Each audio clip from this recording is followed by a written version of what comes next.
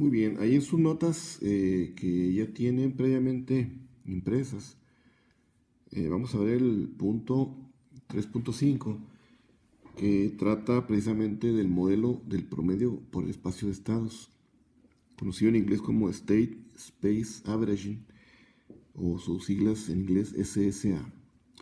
Este método fue desarrollado por el doctor Middlebrook y el doctor Chuck en el instituto conocido como Caltech, Instituto de Tecnología de California. Entonces, si recordamos, el doctor Chuck pues es el inventor del convertidor Chuck, y el doctor Middlebrook fue profesor del doctor Chuck en Caltech, y el profesor Middlebrook fue quien desarrolló muchos análisis referentes a convertidores conmutados. Entonces ellos desarrollaron básicamente esta técnica.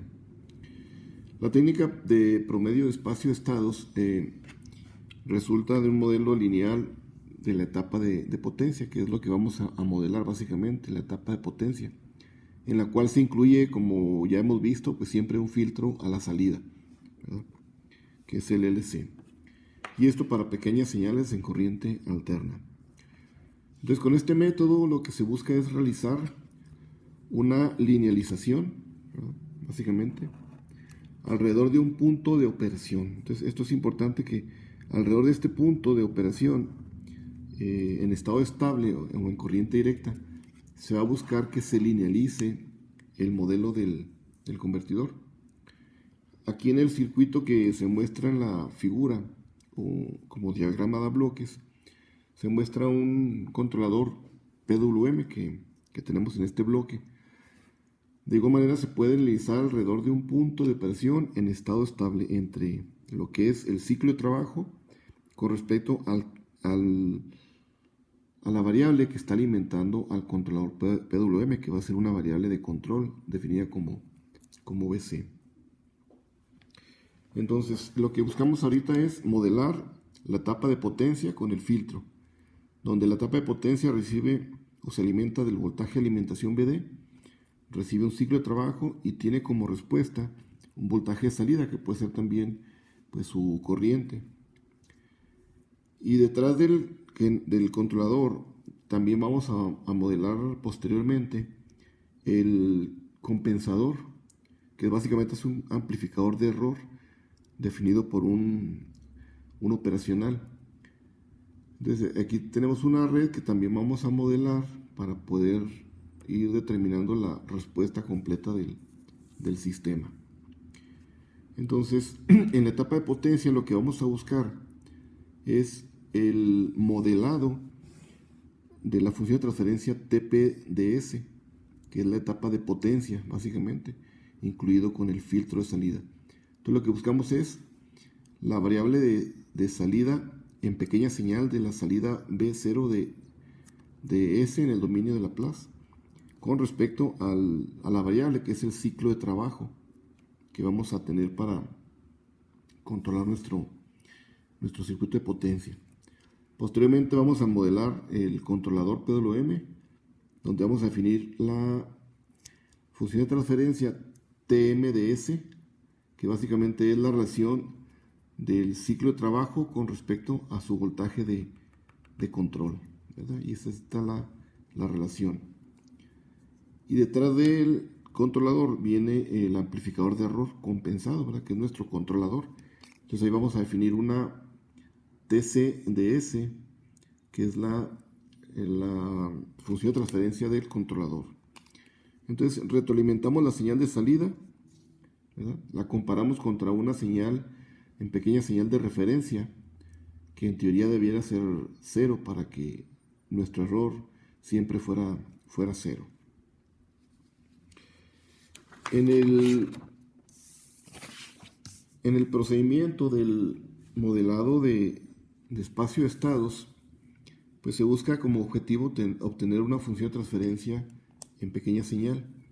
Básicamente lo que tenemos aquí, ¿verdad?, es el B0 con respecto al ciclo de trabajo en pequeña señal, ¿verdad?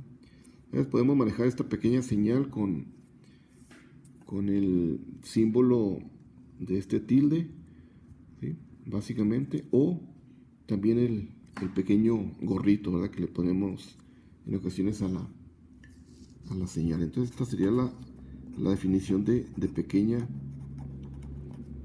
señal para las variables que vamos a ir definiendo. Entonces, estas dos señales de salida y del ciclo de trabajo en minúscula representan pequeñas perturbaciones en el voltaje en la salida y en el ciclo de trabajo respectivamente. Y esto, como se menciona anteriormente, alrededor de un punto de operación de los valores en corriente directa, ¿verdad? Como estos valores en corriente directa son básicamente estas dos cantidades mayúsculas, que son nuestro voltaje a la salida ya estable y el ciclo de trabajo estable.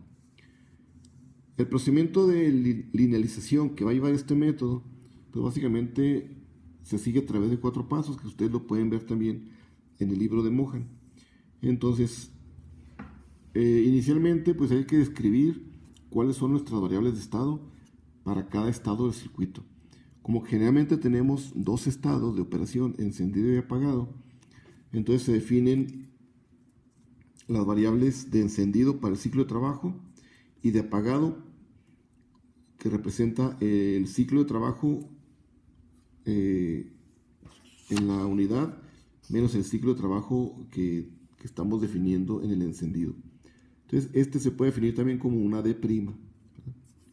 Entonces para cada uno de los estados D y D' debemos definir las matrices A1, B1 y C1.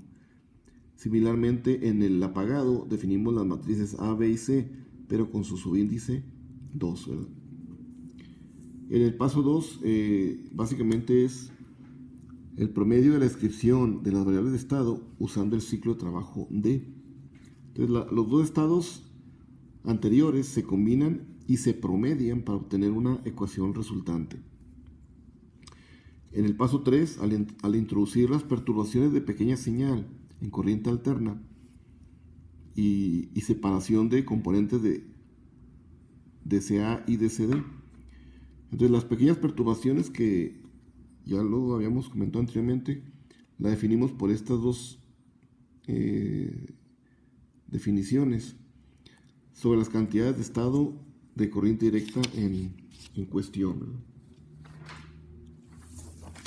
Y finalmente el paso 4 es tras hacer una transformación de las ecuaciones de corriente alterna dentro del dominio de Laplace para resolver con esto la función de transferencia final.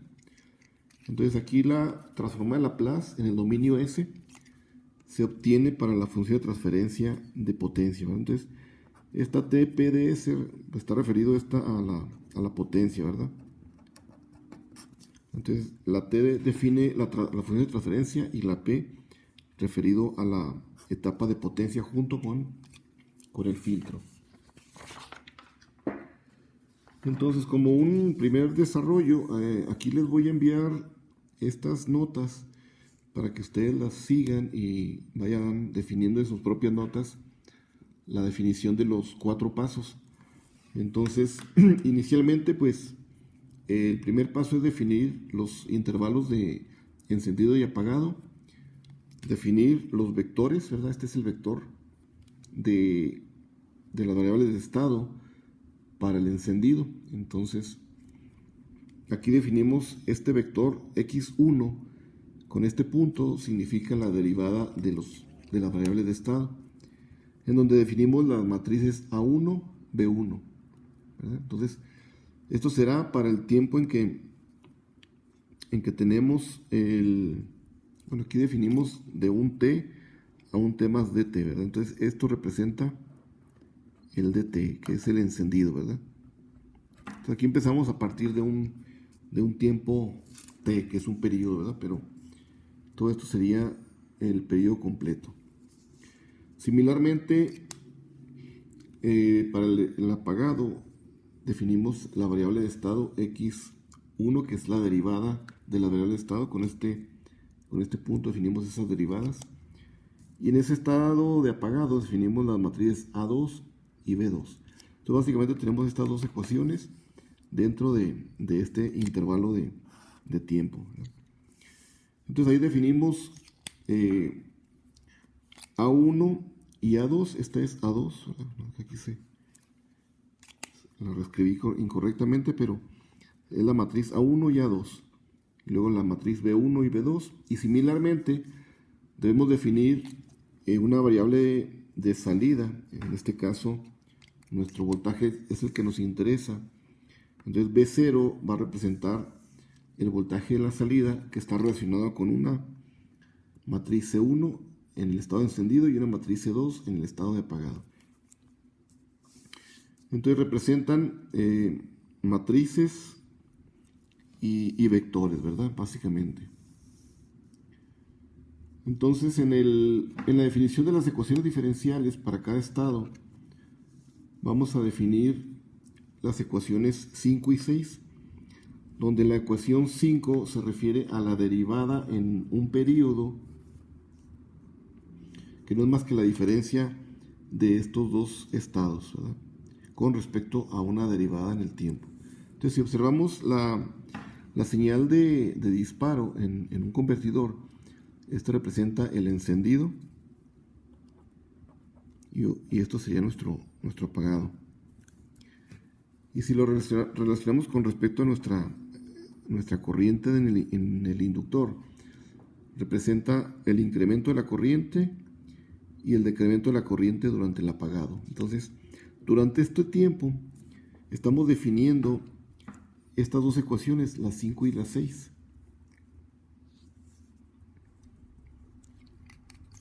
Entonces, a partir de estos circuitos, perdón, de estas formas de onda, definimos estas dos ecuaciones, las 5 y las 6, que no son más que la diferencia, ¿verdad?, entre los dos intervalos de tiempo con respecto al tiempo que ocurre cada uno de esos intervalos. Cuando utilizamos las ecuaciones 5 y 6 y las sustituimos en las ecuaciones 1, 1 y 2, entonces sustituimos estas ecuaciones, ¿verdad?, y nos queda básicamente este nuevo sistema de ecuaciones, la ecuación 7 y la 8, ¿verdad?, que es simplemente sustituir lo que corresponde a las ecuaciones 5 y 6.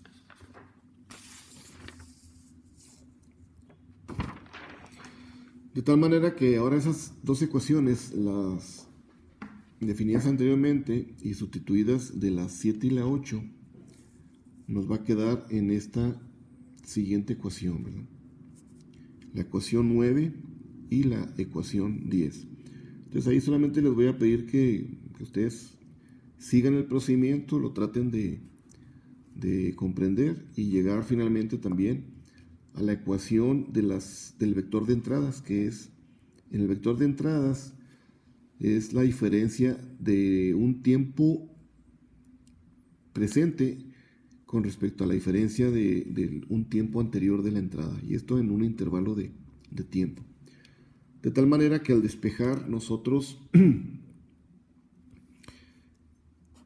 esta variable, ¿verdad?, todo está completo, nos va a quedar la ecuación número 10, ¿verdad? Entonces despejamos y nos queda básicamente esta definición de la ecuación 10 para la variable de entrada. Entonces lo demás es ir manipulando las ecuaciones. En este caso tenemos la ecuación 9 y la ecuación 10. Manipulamos y llegamos a esta definición, ¿verdad? Aquí podemos ver que podemos eliminar, ¿verdad?, estos dos términos. En el segundo paso se hace un promedio de los dos estados.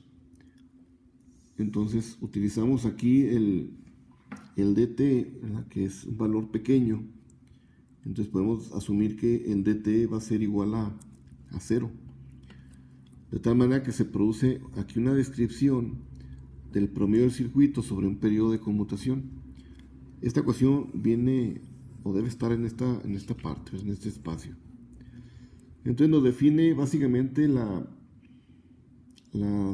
derivada o el vector de derivadas de las variables de estado, donde incluye el promedio de los dos estados, el del momento en que está encendido y el del apagado. Entonces aquí incluyen las dos matrices A1 y A2 respectivamente para encendido y apagado con respecto a las variables de estado. Y en la entrada tenemos los vectores B1 y B2 respectivamente en los instantes de tiempo de encendido y de apagado. Y con esto se formula básicamente la forma canónica, ¿verdad?, de la descripción de la operación del convertidor. En el paso número 3 es introducir las pequeñas perturbaciones que habíamos comentado. Entonces, estas pequeñas perturbaciones en corriente alterna definen una pequeña señal que vamos a definirlas con este tilde o con este gorrito. Entonces, a la variable de estado que ya teníamos previamente definida, le agregamos esta perturbación y va a quedar definida en esta nueva variable, la x. Lo mismo para el B0. A la variable en estado estable le agregamos una perturbación y se define como un B0. Lo mismo para el ciclo de trabajo y para cualquier otra variable que nos interese agregarle una pequeña perturbación. Lo mismo para el voltaje de entrada. Este sería el voltaje de entrada en corriente estable, perdón, en estado estable. Le agregamos una pequeña perturbación a esa entrada y ahora definimos este voltaje de entrada como la suma de estas dos cantidades. Generalmente en el voltaje de entrada siempre asumimos que es constante, entonces su perturbación siempre la vamos a asumir que va a ser igual a 0. De tal manera que asumimos que esto sea una definición ya muy clara, ¿verdad?, en el voltaje de entrada. Entonces lo que buscamos al final de cuentas es esta relación, lo que representa el voltaje a la salida en perturbación con respecto a la perturbación que le estamos dando a nuestro ciclo de trabajo. Si nosotros identificamos que en estado estable las derivadas de las variables de estado van a ser igual a 0, entonces aquí podemos resumir en esta ecuación, ¿verdad? Esta sería la variable de estado en perturbación, su vector de derivadas, que va a ser igual a toda estos términos que involucran a las entradas, que involucran las matrices A y B, la pequeña señal y la diferencia de estos dos vectores, más los términos de los productos de pequeña señal, tanto para los variables de estado para el ciclo de trabajo. La matriz total A no es más que un promedio de los estados de encendido y de apagado. Entonces, esta matriz A es igual a esta expresión. Y la matriz B es también el promedio de la operación de las dos matrices en cada uno de los estados, a la B1 por el D más B2 por el tiempo del apagado, ¿verdad? Entonces, si nosotros definimos que esta derivada en realidad debe ser igual a 0, entonces nos va a quedar la forma canónica básicamente expresada por este término. Por lo tanto, nos queda básicamente esta ecuación al final de cuentas. Y para la salida sucede algo similar, ¿verdad? Nuestra variable de salida, pues no es más que la suma de dos términos, el de corriente directa más la pequeña perturbación que se va a incluir. Entonces aquí definimos también esta expresión para la variable de salida. Similarmente, el vector C, ¿verdad?, pues no es más que el promedio de la definición de los dos estados, el de encendido y el del apagado, donde durante el encendido definimos un vector C1 y en el apagado definimos un vector C2. Y al final de cuentas se traduce en que el voltaje en estado estable en la salida no es más que esta definición, ¿verdad? Sin incluir aquí las perturbaciones. Entonces, esta definición o esta expresión nos define el voltaje a la salida en estado estable. Entonces, aquí lo que hicimos fue una separación de esta ecuación en corriente alterna y en corriente directa. Eso es la separación en corriente directa. Y al eliminar la corriente directa nos quedan solamente todos los términos que involucran a las perturbaciones, ¿verdad? Entonces, el voltaje a la salida en pequeña señal está definido por esta expresión. Y también del voltaje de salida con respecto a la entrada, pues no es más que el V0 con respecto a VD. Y de aquí se obtiene esta expresión final, ¿verdad? Entonces, aquí se sustituye, ¿verdad?, lo que teníamos anteriormente, ¿verdad? Para obtener esta ecuación, pues se manipulan aquí las matrices y nos queda aquí la matriz A invertida, que multiplica el vector B y multiplica a la matriz C definida de esta expresión previamente obtenida, ¿verdad?, por el promedio. En el paso cuarto se hace una transformación de las ecuaciones en corriente alterna en el dominio de Laplace y con el fin de resolver la función de transferencia, ¿verdad? Entonces, de las ecuaciones que contienen las perturbaciones y utilizando esta transformación de Laplace, se utiliza aquí pues la derivada, ¿verdad?, que al derivar el vector de variable de estados, una derivada nos incluye el parámetro de Laplace S por la variable de estados convertida en el dominio de Laplace en pequeña perturbación. Y aquí es pues hacer exactamente la transformación, ¿verdad?, al dominio de Laplace. Entonces aquí también lo que se hace es despejar esta variable utilizando todo el álgebra de matrices para que nos quede esta ecuación final, ¿verdad? Entonces aquí tenemos en la ecuación anterior el voltaje a la salida, aquí la defino con este asterisco y aquí definimos otra expresión con este doble asterisco. Estas dos ecuaciones se van a combinar. Por allá va a aparecer este vector que es una matriz más bien, es una matriz unidad, ¿verdad?, donde en su diagonal vamos a tener prácticamente puros unos, ¿verdad? Entonces, dependiendo del tipo de convertidor, nos va a generar un orden de las ecuaciones. Este orden puede ser de orden 2, 3, 4.